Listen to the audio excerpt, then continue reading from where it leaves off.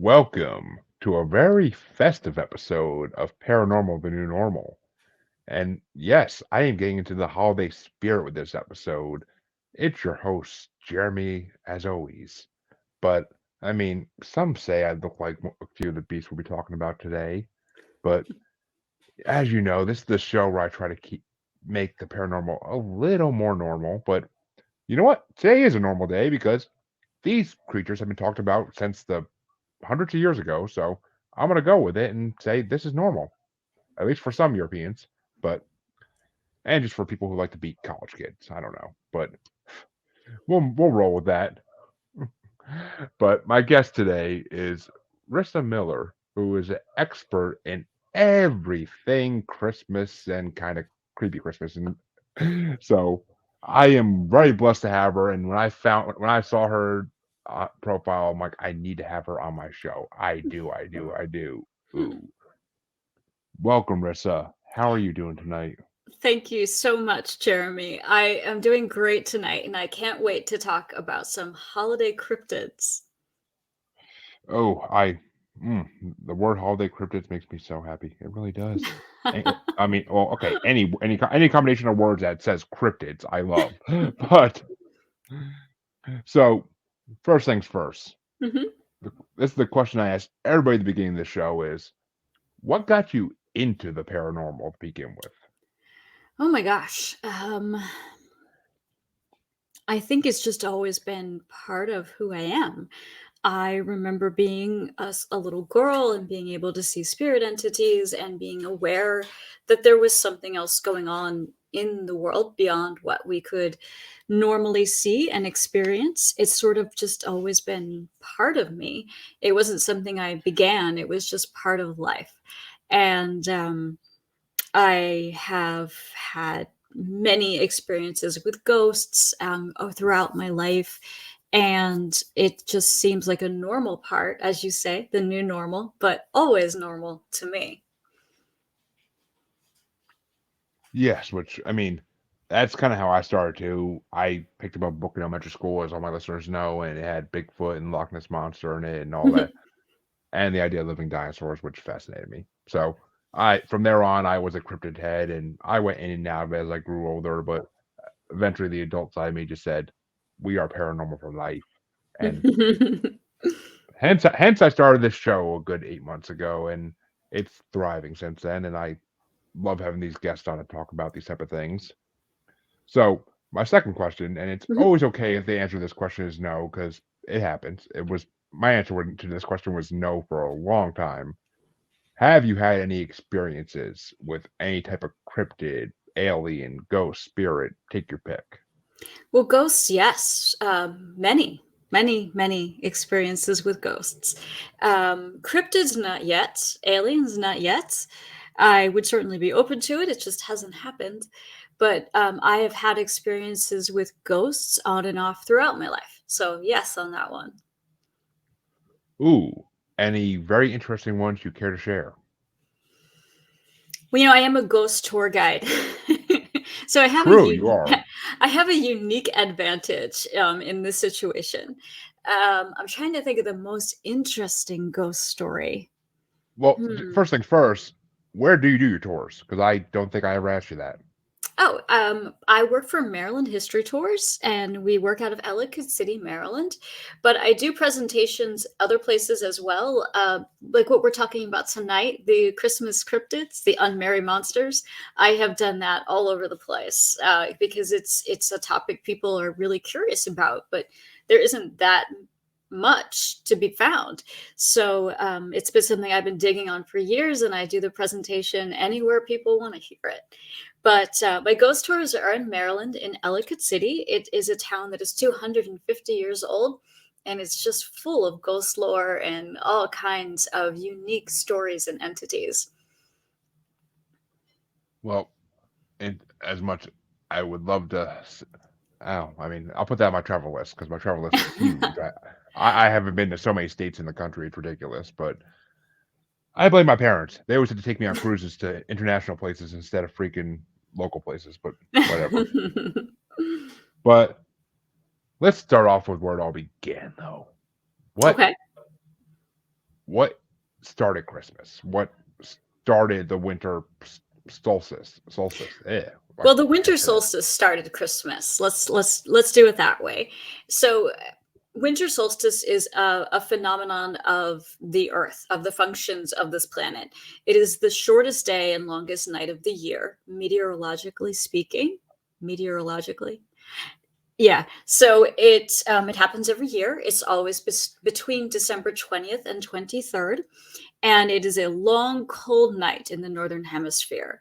Um, Historically, people were terrified of this time of year. It sort of represented ice and famine and the possibility of not having enough food or water. So it was a really frightening time to live through, much more so than the fall when we now have our Halloween. Um, it was the time of ghosts and monsters. The winter solstice was a scary time. But there were also fantastic celebrations that happened then too, like Yule and Saturnalia. Yes, which I mean, the Yule is always fascinating me, and Saturnalia to some degree as well. I mean, I've researched all these before, but and why don't we talk about the Yule boar? Because I love the Yule boar. Like, and I mean, it's those Norse traditions I love. Like, So yeah, it's relevant today to still think about the Yule Boar because that's where one of our long-standing traditions came from. Actually, more than one. So first thing first, the Yule Boar was a pig that was raised specifically to be slaughtered and eaten for Yule. And before that happened, the pig would be paraded through the streets and people would just vie to touch it, to get close to it, because it was considered good luck for the coming year. And if you touched it, the tradition was that you would make a promise for how you were going to be better in the new year, for what you were going to improve about yourself or your life. And there begins our tradition of the New Year's resolution. Now, is that a good or a healthy tradition? I'm not I'm not sure. Um, but that is where it came from. And the well, other, go ahead. considering no one actually follows New Year's resolutions any year, so I mean, it Right. doesn't really make a difference. Regardless, it's just something I've said so many years. I'm gonna be a better person next year. I'm gonna lose weight next year. Never happens, but those after Christmas candy sales are too hard to pass up. Well, I think everybody starts out with the best intentions when they make a New Year's resolution. And I'm sure that was true historically as well. So the other piece of that is, of course, they would slaughter the pig and cook it.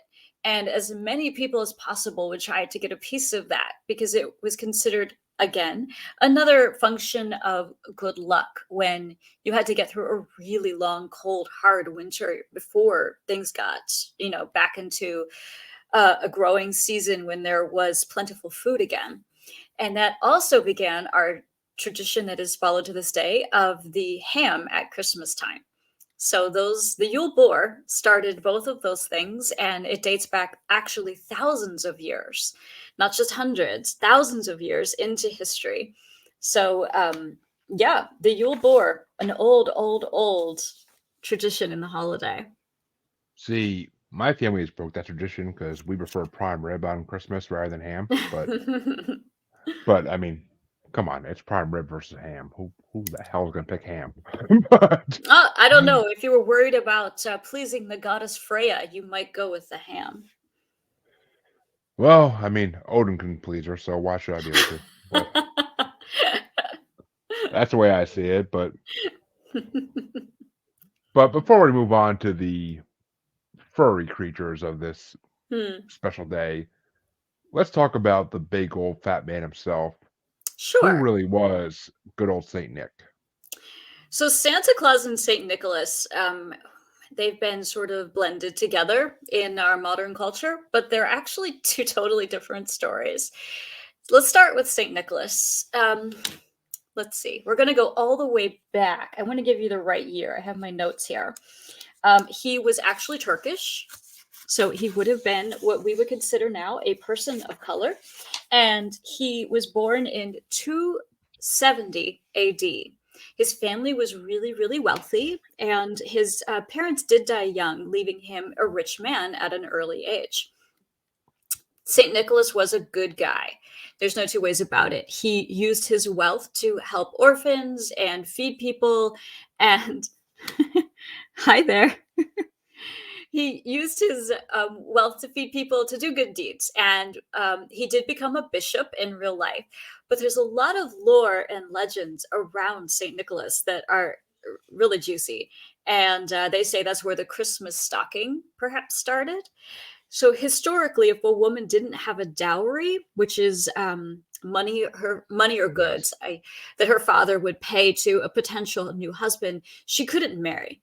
And there were these three young women who didn't have a dowry, and their father was concerned they might have to go into being prostitutes because that's kind of what happened if you didn't have a dowry back in that time. Saint Nicholas heard their story. I don't know how. That's a little sketchy in the folklore. Some people say he was listening at their window, which is kind of creepy, but who knows? Yeah. Yeah, I'm not sure about that. But they say that he took pity on the women and he took a whole bunch of his gold. And that night, while they slept, he threw it in the window. But it landed in their socks, which were hanging up to dry. And thus begins the legend of Christmas stockings. He also Uh, begins the legend of the Christmas monsters. So, I was gonna say, I thought the yeah. whole Christmas stocking thing was gonna go a completely different way on that one. But Nope, that's it. I, That's I was that's like, I was like, are you telling me Santa's hung like a horse? What? nope, But nope, that's how that's going. I So, mean, and dowries. Ugh, I hate the idea of dowries because yeah. your daughter is worth 6 goats. Give me 6 goats to take her off your hands. But I mean, I hate that. I hate that.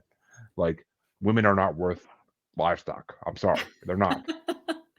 Or gold They're worth pieces, more yeah. than they'd be worth like 5 farms worth of livestock, not just livestock. But So, I wanna tell you next, the story of how maybe the Christmas monsters started. And ooh, allegedly, Saint Nicholas was cruising along one day doing his good deeds like always, and he happens upon a butcher. And the butcher says, I have the best pickled meat. You must come in. So he goes inside only to find that the pickled meat is three little boys. And the little boys are in a brine, in a barrel, and St. Nicholas immediately knows what he's looking at. And using his magical St. Nicholas powers, he resurrects the three boys, creating the first Christmas zombies, and sends the boys on their way. But he turns to the butcher and he says, you are going to have to pay penance for what you've done. And this begins the stories that we will get into in a second about the monsters. ooh. Which yes, I am dying to hear about the Christmas monsters because I love. I mean, and most people only know of Krampus and possibly Belsnickel if they watch Right, The Office, but right, right. because we all love to see Dwight dressed as Belsnickel whipping people, but but I guess we should start with the big man himself. Good old Krampus, one of my favorite movies. Well, there are actually more than 10 movies now with Krampus, and you'll have to catch up and watch the other nine. But uh I've been told the one I've watched with Adam Scott is the best one, but yes, that's probably a fact. Some of them are quite, hmm, uh, horrible. But yeah. yeah, yeah, that's the right word. I was trying to be diplomatic, but yes, you're correct. So, but before we wrap up on St. Nicholas, I'd like to share one little odd tidbit. So Ooh. after he passed, he was put into a tomb, as they did with All Saints, and allegedly his tomb would ooze out this goo, like some kind of sticky goo, and people would line up for miles to partake of it. And they would rub it on themselves or their children, and allegedly it would cure anything that would be wrong with you, any illness, any sadness. If you got some of the goo coming out of St. Nicholas's tomb, you would be miraculously healed. Now, some Italian sailors got wind of this and they were like, you know what? we're going to take the whole shebang. They stole St. Nicholas's remains and sold them off to the highest bidders around the world. Um, St. Nicholas is now scattered across the globe. He is in Italy, he is in Germany, he is in France, he is in the United States. Parts of him are everywhere to this day. One, I love how morbid history is, and two, I I don't know. I don't know whether to call the Power Rangers or the freaking Ghostbusters to deal with that goop. But Yeah, it's fascinating, really, that it is. that people would light up to put goo that came out of a tomb on the ground on their body, and then somebody would steal his body and dismember it for money. Only on Earth, people. Only on Earth. And this is And why the extraterrestrials watch us like a reality show. I'm just saying. But I'm sure there's some truth in that. We make very questionable decisions as a species. yes, we do. But please continue on to the furrier ones. I would love to tell you about Krampus. So, as time went by, St. Nicholas became associated with his feast day, which is December 6th. And over time, it became that he would give out presents. So, this was kind of a fuzzy crossover between Christianity and Yule. And a lot of the customs of Yule, and there was gift giving associated with Yule as well as feasting. Both Yule and Saturnalia were, how do I say this in the right way, wild feast days. And Orgies and eating, yes. that's it. That's exactly what it was. And the Christian church wanted to scrub it a little bit. So they tried to incorporate the nicest parts of it into their own holidays. So St. Nicholas Day, December 6th, he would come and have some kinds of gifts, usually like fruit, nuts, candies, things like that. But not everybody deserved a gift. And some people really just deserved to be thrashed, I suppose. And thus was born the anti Santa. And the anti Santa took a lot of forms throughout Europe and throughout time. The first and most famous one, dating back to the 1100s, is Krampus. Krampus definitely came from somewhere in Germany. We don't know exactly when he started. There's no definitive written history on who came up with Krampus. The name Krampus is from German, but his story spans across many parts of Europe. And they say that he's a demon, and that's why he's wearing chains. That the chains represent that he was bound in hell. And he walks on cloven hooves. He has the big horns. He has the tongue that hangs way out. And there's lots of fantastic renderings of what Krampus looks like. He is always somewhat frightening. Although occasionally he's cute. I don't know if you've seen Don't Cuddle the Krampus. It's a children's book. But they Yes, they, I def- have. they definitely make him cute. I used one of those representations for the advertisement tonight, but it's the one of him stuffing children into a sack. But yeah, Oh, well, that's the perfect one, really. That is the yeah. legend that either has a sack or a basket on his back. His traditional weapon of choice is birch switches. Sometimes he has a whip in the more modern showings. He can wear a whip. He can have bells on. The bells are usually more bell snickle, but yeah, Krampus can definitely also wear bells. And he is definitely considered to be a Christmas demon. But he did travel, allegedly, with St. Nicholas, both on the night of the 5th and December 6th. And while St. Nicholas was rewarding the good children, Krampus was punishing the bad ones. If they were really bad, Krampus might eat them or just put them in his sack to take them back to hell, where, I guess he felt they belonged. Well, yeah. I at least I won't say everybody, but at least I've seen how the Adam Scott movie ends, which is the fact to end the movie like that is creepy as all freaking hell. But yeah, which made it. I actually watched it for a halfway to Halloween horror movie bracket I did on a different show a good 6 months ago. So but still, it's just oof. I love the idea of Krampus since watching that movie, and it's been nothing but fascinating me since then. Oh But yeah, well it's a good choice for halfway to Halloween. And I mean, Krampus has gotten a lot of airtime. I mean, he's been on Grimm. He has his own Funko Pop. He's definitely, the most famous of the Christmas monsters, and rightly so. He's a good, terrifying creature. And since so many of these Christmas cryptids were really cautionary tales to behave through the long, cold winter, I think that he's an incredibly effective enforcer in that way. yeah, I agree. I mean, and I wouldn't say he's the most famous anymore because the American version of The Office has been watched by a lot of people, and That's true. every everybody who watches The Office knows about Dwight's obsession with Belschnickel. So That's true. You're right. You're right. I grew up in the Pennsylvania Dutch area, and we knew what Belsnickel was because that was part of our tradition in Pennsylvania. So Belsnickel, this is his night as well, December 5th. So he actually came over to the United States with the Amish and Mennonite families, and he was never quite as terrifying, I don't think, as Krampus. He was kind of like a dirty man, definitely human though, and he usually was wearing rags tight. He had ropes tied around him. He was filthy, dirty guy. Sometimes he had bells. Always he had a whip, and you had to do a task for Belsnickel. You had to recite a poem or do a math problem, basically to show when he arrived that you were doing your schoolwork, that things were going well for you and you were studying and being a good kid.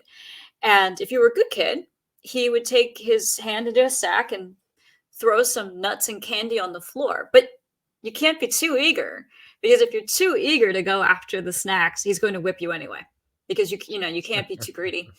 So exactly. right, but if you're just a bad kid, he's going to whip you, like thoroughly whip you for Christmas. There are some tellings where the Belsnickel even will leave a whip for the parents to continue punishing their children, in case one night's not enough. I guess. Hey, Belschnickel, you want to come over here? I could use that, but just saying, I kid, kind of. Another one of my favorite stories about Belsnickel is that with his resurgence in popularity, people start Belsnickeling, and it is the practice. It's kind of like wassailing, where you dress up as Belsnickel and go around singing. And that has been tracked everywhere from Canada to as far south as Brazil. That is probably thanks to The Office that people have started Belsnickeling. I'm not gonna lie. That's the first time I heard of Belschnickel is when I was watching The Office all the way through, like a couple years, like 4 or 5 years ago, and like as soon as I saw that episode, it honestly became one of my favorite episodes of The Office. But I bet. Have you dressed up as the Belsnickel yourself yet? I don't dress up as anything, even on Halloween. I mean, I'm a goddamn juggalo, and I don't paint my face, so I mean that's saying something. But Well, it's not yeah, too late. You could still give it a try. maybe if I need to scare my kids one day, I will. But I mean, or I could dress up as Krampus. I mean, I'm sure I could find a nice furry suit for Krampus. But Yeah, that would actually. Yeah, Krampus is, I think, scarier. So, but mhm. they're not the only monsters that would be out tonight. There would be Oh, I others. know. Yeah, there would be Which others. next because it's something I've heard of, and Hmm. because it fascinates me. Because let's put it this way, my favorite cryptid of all time is Dogmen. So Okay. I love me some Christmas werewolves. So they wouldn't necessarily be out tonight. They would travel. Well, the one in Louisiana is going to travel with Pierre Noel, which is a fantastic rendering of Santa that comes out on December 24th, 25th, and his werewolf buddy is the Rougarou. The Rougarou is around all year in the bayous of Louisiana, but Oh, the Rougarou, yes. right, right. After 7 years of French, I have to try to say it in a French accent. Oh, But you definitely did more than I ever could. But so yes, so Pierre Noel and his werewolf companion will jump into their flying canoe pulled by magical alligators, and go through the bayou, and Père Noël will reward the good children with their presents, and Zaru Jaru will punish the bad children. Although they say that that particular werewolf likes to wait in the bayou and swamps year round to punish the evil. So, as allegedly, he just kind of knows, and he seeks out evildoers to, you know, punish them. Well, funny enough you say that, because I mean, well, one, riding around with a freaking canoe pulled by alligators is just metal as fucking shit. Like it's metal. Like if I was Kevin Smith, I'd be making like guitar sounds at this point. But I mean, I've actually had I've actually had a guest on my show who was in the army with and one of his troop mates lived in New Orleans, and he saw the Rougarou twice when he was a child outside That's his home. amazing. That's incredible. I mean, he called he. It's funny because he didn't know what it was, and they were in Egypt on duty, and he saw a statue of Anubis, and he started freaking out. He's like, "What's that? What's that?" And they're like, "That's an ancient Egyptian god," and he's like, "I saw that twice when I was a kid." Hmm. But I mean, it's just I love dogmen for that reason because they've been around forever, and people just don't admit it yet. But No, they definitely there's stories of them and sightings that happen all over the world.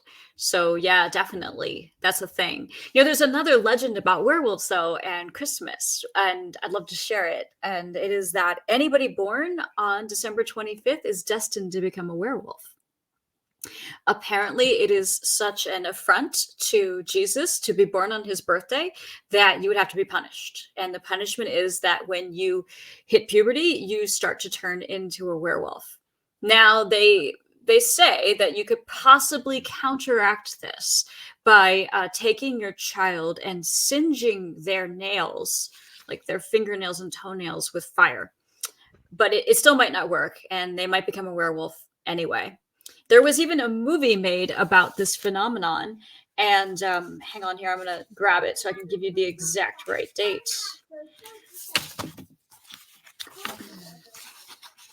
It was 1961. It was called The Curse of the Werewolf.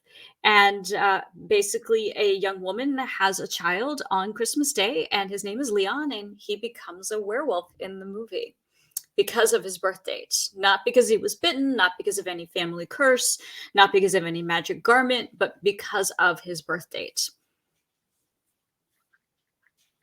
yeah, which I mean, and actually that's funny because my wife would say I'm like a werewolf the way I shed my hair, but I mean, I was born on May 26th, so I mean, is there some kind of like half year thing that will offend Jesus? I am not gonna say I believe in Jesus, but I'm gonna say Jesus with quotations. But yeah. Well, maybe you've offended the powers that be and you're part werewolf. Oh, I'm sure I offend everybody, so I'm sure I offended a lot of powers to be. But Well, there's the flip side of the birth date thing is the Christmas vampire story from Greece. Do you know the Kalikantaros? I mean, not personally. Do you know about them? I don't. But please, I am fascinated beyond belief. Tell me. So these are actually among my favorite of the Christmas cryptids. So the Kalikantaros are the Christmas vampires and goblins that come from Greece, Bulgaria, Serbia, Bosnia, that part of the world, sort of the Mediterranean region. And the story is that any child born between December 25th and January 6th is destined to become one of these creatures. Now, the renderings of these creatures, if you go online and look it up, are absolutely amazing. Some people draw them as very small, almost like a dark fae, like something very little. Other people, they are bigger than a house. They're enormous and huge, and they do vampire-like stuff. Like they will suck your blood, and they only come out after dark, and at dawn they're done. They hide. But the other really fascinating, there's so many fascinating things about them actually. Apparently, they love sausages. So they can be distracted if you have enough sausage in your home. Yeah, who can I'm a make I vampire. couldn't. I'm a vampire. So if you're worried about the Calicantaros showing up at your place, just make sure you're fully stocked with sausage. You can also deter them by burning stinky shoes. So if you have a lot of like nasty, stinky old shoes in your house, just throw them in a fire pit and burn them. they will stay clear of your home all of the nights of Christmas. So Ooh. Okay. there are One. ways. There are ways to avoid them. I mean, I mean, I love sausage as a food. I do. I really do. I mean, so and I'm German, so that makes sense. But still, if I a vampire and I'm not gonna try to turn these things because I want to be a vampire since I was a kid. So yeah, I want to live forever, and I'm 35 almost. That's perfect age. Come on, get me. But seriously, I'd love to be immortal. But well, actually, I don't know about that anymore because the world's going in a horrible way, and I'm scared of the It future at this is. point. It is. But There's a lot of questionable decision making going on. but returning to the holidays and all that, let's talk about the good old Wendigo because I don't get to talk about the Wendigo on this show much because nobody really has experiences with the Wendigo that's willing to talk about it because I mean I've that's never just the way it goes. personally experienced a Wendigo. Um, I probably wouldn't be here talking to you if I had. I would, be past tense, I imagine. But the Wendigo is an Algonquin native story from North America, and a really dark one at that. So, excuse me, the Wendigo is sort of the personification of winter. It is a monster and a malevolent spirit at the same time. It is incredibly strong. It is incredibly fast. It is associated with famine and starvation and cannibalism. So, one of the things that I think a lot of people miss about the Wendigo is that in the true Algonquin tradition, it is not a monster that attacks at random. It is a Yeah. monster that comes at a specific time for a specific reason.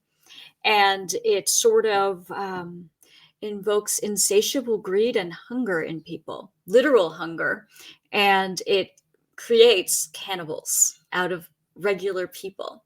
So once you've been infected by the Wendigo, or you've gone Wendigo, as they say, you are going to basically eat your family or others in your village or town and become a Wendigo yourself thereby. I mean Hannibal Lecter made such delicious dishes on Hannibal that I can't like disagree with like the fact that it could be amazing. But I mean, and it's actually funny because the show you're going to come on the 18th, Global Strangeness, our first episode was on the Wendigo Oh, that's amazing. because I forget who picked the topic, if it was me or somebody else, but I think I might have been me because I'm a huge Wendigo nut ever since I could remember. And I mean, that's like one of the first episodes of Supernatural too, because Wendigo is an Hmm. amazing creature. But but yeah, the Wendigo is, and it's funny because like when I saw that in your list of Christmas monsters, I'm like, the Wendigo's not really a Christmas monster though, is it? It's a winter creature, and most Yeah. of the monsters are about winter. I mean, it's not the only one that I could describe as the personification of winter. I mean, the Wendigo is a personification of starving to freaking death and going to your last resort, which is your kids and wife. But Yep, exactly. Exactly. which I But mean, I don't know how my kids taste, but if I eat them while starving, I don't think I could do that. Like I'd rather go rob a store than eat them. But this isn't yeah, the olden times when you didn't have that choice. But exactly. I think the story is much older than when there were stores, and I actually love the I have a description in my notes written by an Ojibwe elder about how the Wendigo was gaunt to the point of emaciation, and its desiccated skin pulled tautly over its bones pushed against the skin, complexion of ash gray, and death. And I thought to myself, it's so perfectly said when you think about the Wendigo that you know the way that that was written. I thought that's it. That's exactly what you want to imagine when you're imagining this particular monster, which is a winter monster. So yeah, I think it belongs with the other winter cryptids for that reason. I mean, I agree. I agree. I mean, it's a winter cryptic because I mean, ever since I mean, I forget what it was, whether it was Monsters and Mysteries in America or another paranormal show like that, but every time I hear of Wendigo, I think of like the teeth chattering sound because of that Mhm. show. So like it's just, I mean, the Wendigo, but the Wendigo is definitely a winter creature because it's always snowy, and that's why it's starving is because there's no crops and it Yep. needs it needs it needs to eat its family. But Well, they say that its heart is made of ice as well. I mean, my wife says the same thing about me, but I don't believe that. But Have you been a Wendigo? I've never eaten human flesh. That I'm willing to admit. But well, actually, I am willing to admit it, but not on a podcast. But but no, I kid. Listeners, please don't stop listening because admit to that. But let's talk about one of my favorite Christmas cryptids, the Yule Cat and the Yule Goat. Oh, yeah, they are among my favorites as well. So, the Yule cat, let's do that first. It's actually the pet of an ogress named Gryla in Iceland.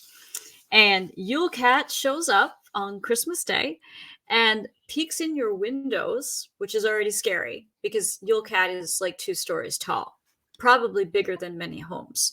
Yule cat is ginormous, huge animal, and walks along, peeking in the windows, and wants to make sure that you got new clothes. So this is the only cryptid I know of that's sort of fashion forward in that way. And if you didn't get new clothes, you're considered not worthy to live. So Yule Cat will first eat your dinner and then eat you.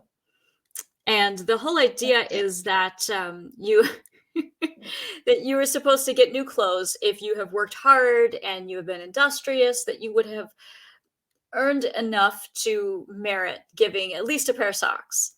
So maybe that's where the tradition of a new pair of socks or a bad tie came from at the holidays. Yeah, I mean, I've heard of the Yule Cat before, and that's why I love it because it's like a cat that's the size of a two-story house. Like, I would not Yeah, want to feed that monster. That's for damn sure. But right. Well, luckily, the woman who it is her pet, Gryla, she collects all the bad children on Christmas Eve, and they say that she has 40 tails, and they each hold bags of bad children that she takes home to eat and to feed her Yule Cat and her 13 sons. does she want one more? I'm just saying. I mean, Well, you'll have to wait and see if she shows up, I guess. I don't know. Have you, Bella? Have you been naughty this year? Do you deserve to go with the Yule Cat? The Yule Cat's a cat that's as big as a two-story house and takes bad children away and never they're never seen again. You've been good? Yeah, I thought so. Or so you think, but yeah. Well, the Yule Goat's a little different, and the actual origin of Yule Goat is kind of an unknown thing. Yule Goat definitely dates back to pre-Christian times because Odin had goats and Thor had goats. So goats were kind of also Santa Claus's animal of choice before reindeer were inserted into the story.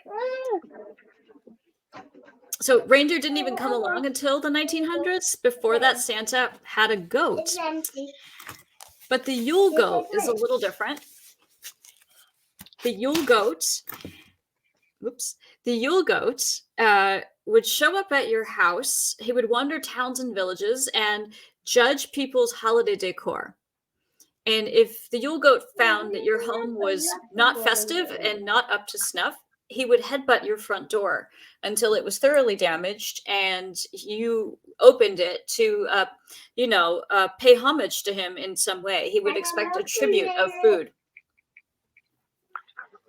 Ooh.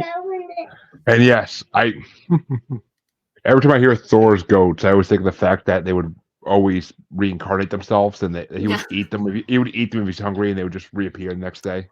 Yes, and they had the names Teeth Bearer and Teeth Grinder. So yeah, Yes, you can I imagine forgot they about were that. super friendly. Well, I mean, if you were to fly a giant drunk god through space, wouldn't you not be friendly either? I'd probably be pretty tough. But all right, well, ooh, all right, well, let's talk about next. Since, well, actually, we still got a lot of time. So let's talk about some ones I never heard of. Because, like, Okay. Calicantzaros, which Oh, I I, probably I have. did. I did just talk about them. Those are the Greek Christmas vampires. Oh, okay. See, I was looking on the list you sent me for those, Uh huh. Uh huh. but I was like, Do you know about? I, Do you know about the Marilud? uh-huh. No, I don't. No. So this is my favorite Christmas monster. My very favorite one, and it'll start first with the tradition of mumming and wassailing. Are you familiar with what those are? Can't say I am, honestly. Okay. So, mumming and wassailing are similar traditions, and it is dressing up in a clever disguise, often with a mask, and going door to door singing. This might sound a little bit like trick or treat because they're going to knock on your door and expect food. So, probably one of the origins of trick or treat along the way. But mumming and wassailing was a lot wilder than our trick or treat today, and way wilder than our Christmas caroling today. And what would happen actually, sword dances even became common in mumming and wassailing, and sometimes people died. So there were times in history that these practices were illegal throughout Europe and Canada, and even in the United States, because it was just so wild, and sometimes people got hurt or killed.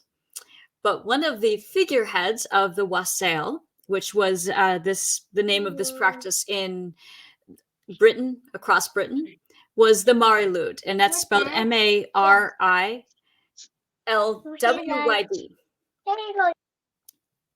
So the Marilud is a skeleton horse, and she is the gray mare, basically. That's what the Marilud means.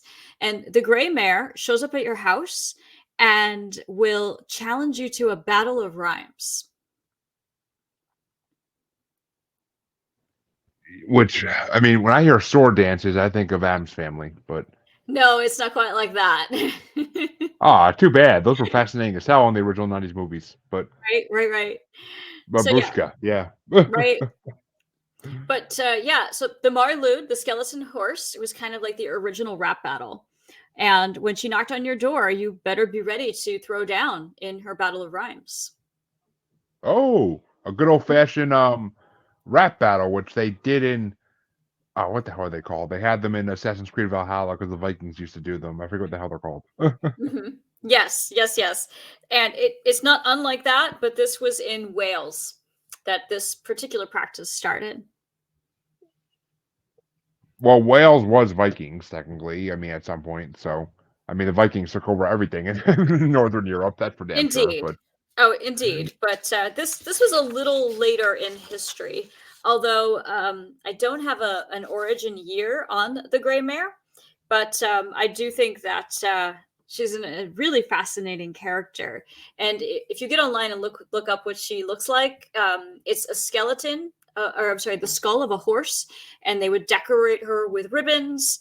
And then underneath is just a plain white sheet. And the gentleman that would accompany her would be dressed up in like their Sunday finest clothes, singing and dancing. And the story goes that if you lost the battle of rhymes, if the Marilud out rhymed you, you would have to invite all of them in and feed them and give them alcohol. I mean, I expect that when I go to people's houses. I expect them to get invited in, be fed, and given alcohol. So that's just Especially if me. you're But dressed up as a skeleton horse. oh, I mean, I could wear a skeleton horse costume if I get some drinks from it. But but all right. My co-host on Global Strangers always brings this up, and I kind of know what it is, but I'm dying to know about Grilla and the Yule Lads. Okay. So Grilla is the keeper of the Yule Cat, and she is Icelandic. She's an ogress, and she ate her first two husbands, but she still has the third. I believe that's how the story goes. And she has 13 kids. They are all the Yule lads, and they are a really fascinating bunch. In that, before Grilla shows up, to take all the bad children away on Christmas Eve. The 13 days leading up to that, she has one of her sons go into town, and they all have individual, how do you say, traits or characteristics that are Yeah. what makes each one of them unique. Yeah. I know. Why are you whispering? Why are you whispering, Dad? I'm whispering because you're annoying, and I'm trying to do a podcast, sweetie. But all my listeners know my kid, so they'll be used to It's all that. good. So let's see. The Yule lads are window peeper, which is always a festive thing, I guess, to have somebody peeking in your windows. Spoon licker, door slammer, sausage swiper, skirt blower, bowl licker, meat hooker, skyer gobbler, door sniffer, candle beggar, stubby, gollygawk, and sheep clod. And I mean, their names those describe names. what they do. Right, yeah. So I mean, those names, but I would hate to be the sausage swiper. I'm just saying. Well, you'd have to compete with the Christmas vampires for the sausage, right? So As dirty as that sounds, and I'm seeing so many movie possibilities in my head, but yes. But yeah, I mean, that's a lot of lads and 13 kids. God, I got 2 and I'm ready to kill them. So yeah, 13, that's crazy. Well, maybe that's why she has a Yule cat to keep them in line. Well, I mean, I have 2 mastiffs, but all they do is scare the crap out of the kids and not keep them in line. But yeah. Ooh, I could name the one Yule Mastiff. You could. But oof.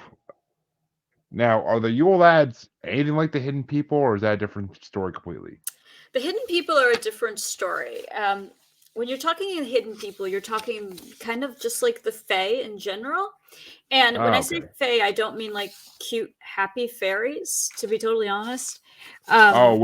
We've talked about them on this show before, and the everybody knows Fae? the Fae / elementals are not always friendly. That's correct, especially on Christmas, apparently. And the story is that the Fae will come along around Christmas time, and you must never look at them. You must always look away. There's also a tradition in Iceland of getting books on Christmas Eve and chocolate. And the idea is that you stay awake through the night reading.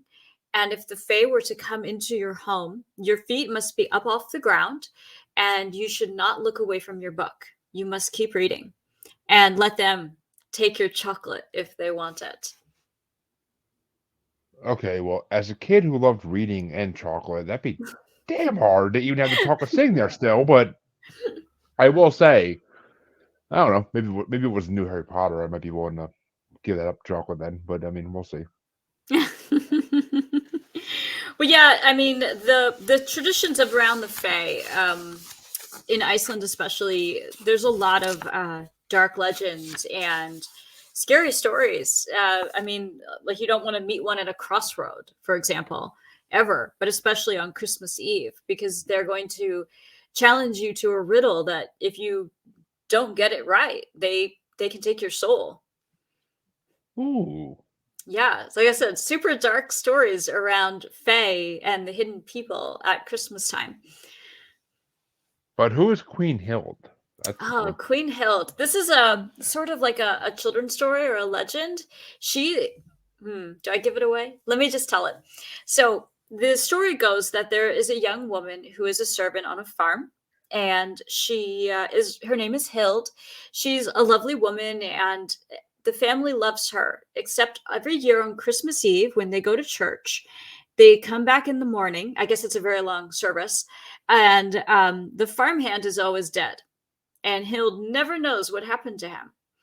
But here's what really happens. After the family leaves to go to church, Hild will go outside and put a witch's bridle on the farmhand, always a man.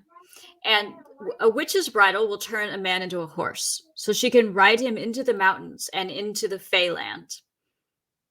So, Resisting what I want to say on that one. Just saying. so actually, witches' bridles are a historic thing. You can find them in museums, and allegedly they had all kinds of power. A very fascinating artifact. But that said, she would then disappear into a crag in the mountains, and this particular farmhand had a secret. He had already been enchanted by an elf once before.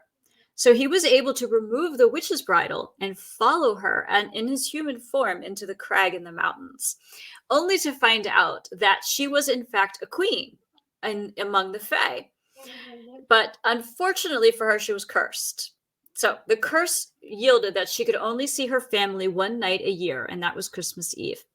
And the sacrifice she had to make each year was one human life, just to get to see her husband and children. And as he was observing, he kind of figured out that indeed she was a magical being, and the whole place was full of fairy gold. So, of course, he takes some, and then he decides to go back and put the witch's bridle back on and wait for her. So he does that, and she returns right before daybreak, rides him back, takes the bridle, and expects him to die. She leaves and goes in and makes what they called snowflake bread, which is a lucky tradition at Christmas time in Iceland. Snowflake bread. So when the family comes down and the farmhand walks in and he's alive, they're A, shocked that their farmhand survived the night with Hild, and B, he spills the beans about the fact that she's a fae and that she has a witch's bridle and everything that happened. Now, remember, historically, witches were a terrifying thing, and she expects that they're not going to take it well, so she denies everything initially. And then he pulls out the fairy's gold, and she eventually just comes clean, explains that she's a queen in the Feyland, but was cursed because when she married the king, she was not of royal blood. But because he lived the night, her curse is broken. And the happy Christmas story goes that she's able to return home, and she then sends magical beings to make sure that both the farmhand and the family that took her in and never accused her of witchcraft, even though she had a witch's bridle, live a long, happy, and very prosperous life. And that is where the snowflake bread story comes from. It's Queen Hild's specialty. And all throughout Iceland and other parts of that piece of Europe, people make snowflake bread for Christmas morning. And snowflake bread is just bread with frosting on it, or? No, it's actually really beautiful. It's a sweet bread that's cut by hand into intricate shapes to look like snowflakes. Huh. Seems like a lot of freaking work. That seems like a lot of work. Definitely a project. Only, I guess you have to be a magical fairy to make it. I don't know. I can see Bobby Flay pulling it off, but probably, yeah. And I'm sure he has a whole staff of people at Food Network too. Well, I think we have time for one more Christmas critter before we have to say end of episode. But all right. Try would you like something funny or something scary? Let's end it with something scary because we've had a few funny ones in a row now. So okay, so I think that Frau Perchta is one of the scariest stories. I knew you were going to say that. I knew that. She comes from the Alpine region, and she can appear as a beautiful goddess with like flowing, silky blonde white hair, or as a terrifying old hag. And she's always carrying a long knife hidden in her dresses. So the long knife is kind of her signature. And she doesn't necessarily go after kids. She can, but her focus is always the lady of the house. She shows up between the 25th and January 6th, and she wants to make sure the house is in order. Traditionally, she wants to make sure the weaving is done because the lady of the house would have always done all the spinning of cloth and thread from flax or wool. But over time, the story became she wanted to make sure the house was clean and the cooking was done. So she's kind of like a Martha Stewart, but I much I need her to come scarier. here. I need her to come here. Just saying. Well, the bad news is Yeah, that if she I shows up had and the house is not clean, she takes that big long knife out from under her skirts and disembowels the lady of the house and stuffs her with stones and straw. Sorry, But yeah, sweetie.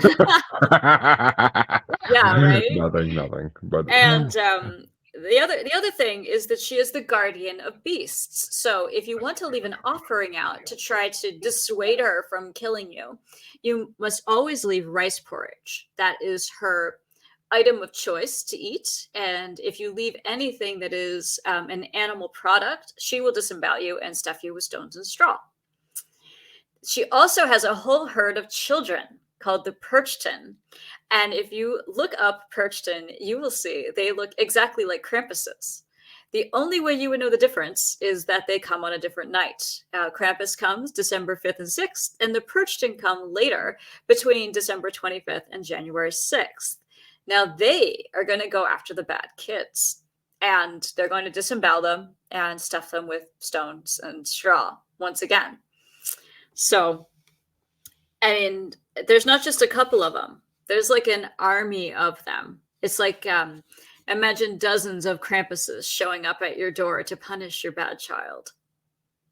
oh, Bella, you want to see dozens of Krampuses come tomorrow? who, Dad? Furry little creatures that will disembowel you and put stones and hay in your body. Yeah, hay like horses eat. That just added an element to this show. I'm so happy I got in. But I mean, I've heard of Frau Perchta, but I don't think I've Yeah. ever heard of all that. Like that's just I Well, love it. I love it. she's still a celebrated character. They have festivals throughout the Alpine region to still celebrate her. People dress up as both her and her Perchton army. So it's still a known Christmas monster. And again, to me, she's kind of the personification of winter. She wants you to be prepared to get through the cold time. So it's sort of just like with the others, it's like a lesson to be ready for winter. To me, it sounds like the perfect German mother-in-law. Just saying, but I mean, to me, that's what it sounds like. Like she wants your house to be repaired, so you're good for the holidays and you're ready to bake and cook everything for Christmas. But Exactly. I mean, someone's got to bake cookies for Santa, and she's making sure of that. But Well, there's always the Italian Christmas witch. You actually leave wine for her, not cookies. oh, I think you're talking about my mother. But yeah, but I want to thank you, Rissa, for coming on. It's been an amazing episode. I've had a lot of fun doing this episode, and I honestly, for all my listeners who want to hear more, we didn't cover all the monsters today, but No, not at all. we'll get to the rest on Global Strangeness, which will be live on the 18th on Facebook, BitChute, and everywhere else. It's streamed by the person who runs it, not me. But I just participate. And we are looking forward to having Rissa on because I've teased her coming on with my co-host, and if I can get her, and they were all dying to have her on as well. So, because wait till you meet Scott, he's a huge fan of Krampus and all this stuff. So Excellent. he will. The two of you will be peas in a pod in that show. I guarantee it. But please tell everybody where they can find you, where they can find, promote yourself to the fullest. Okay, Now's the thanks, time. Jeremy. So you can find me at teandsmoke.com, which is my website, and I am a tea leaf reader and smoke scryer, which are both forms of divination. So yes, basically it's like talking to spirits, and I would love to give all of your listeners an offer to get 20% off a reading if they want. And Jeremy, I'll send you that link so that you can share it. Gladly will. And divination. Hermione Granger would not approve, but She definitely would not approve. But, I have to tell you, I've been a tea leaf reader for many, many years, and I've never seen the Grim in a cup. Not yet, anyway. Well, you are no Professor Trelawney then. But which has its own upsides too. yes, but all my listeners know you can find me at Paranormal the New Normal / Maniacal Music Musings podcast with the S Facebook group. You can find me on Twitter and the Gram as that Juggalo Bastard. You can find me on TikTok as Juggalo Bastard Podcasts. And you can find me on YouTube as Paranormal the New Normal. And I want to thank Rissa once again for coming on. It's been such a fun episode. Like I just did 2 episodes in a row, and the second one was so much fun. Like it just was so much. The first one was fun too, but this one was so fun, and I love all the Christmas monsters that come out and take care of bad kids who don't behave, and listen to their wise older fathers.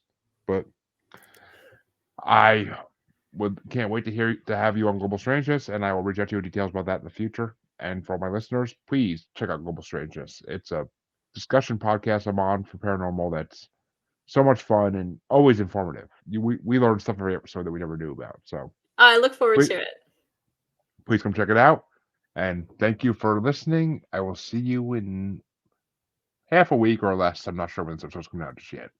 But whenever the first night of Christmas is. So yeah. Which I'm pretty sure is December 17th, I want to say.